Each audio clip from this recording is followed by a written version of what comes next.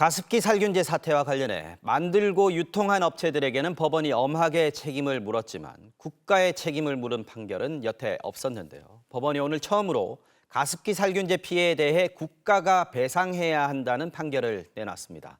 안전에 대한 충분한 심사 없이 제품이 팔리는 걸 장기간 방치했다는 겁니다.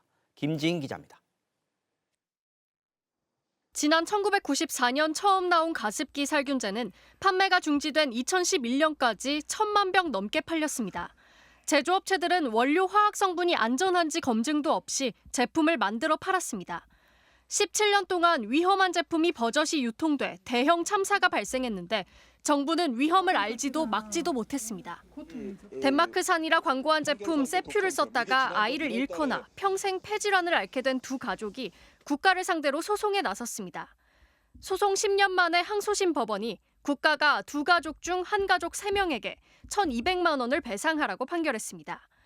1심을 뒤집고 가습기 살균제 피해에 대해 국가 책임을 인정한 첫 판결입니다. 가해 기업으로부터 보상을 받는 것을 지원하는 그런 수동적인 존재가 아니라 국가가 법적 의무자로서 배상을 해야 될 법적 책임이 있다는 것을.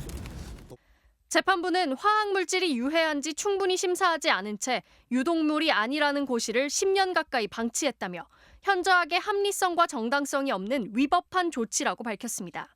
다만 제품 출시 당시 역학조사를 하지 않은 건 1심과 마찬가지로 당시 법령상 위법하지 않다고 봤습니다. 배상 범위도 비교적 좁게 봤습니다. 가습기 살균제 피해 구제법에 따라 구제 급여를 받았다면 그 액수를 빼고 배상액을 정해야 한다고 기준을 제시하면서 소송을 낸 두 가족 중 급여가 많이 지급된 한 가족은 배상 대상에서 제외했습니다.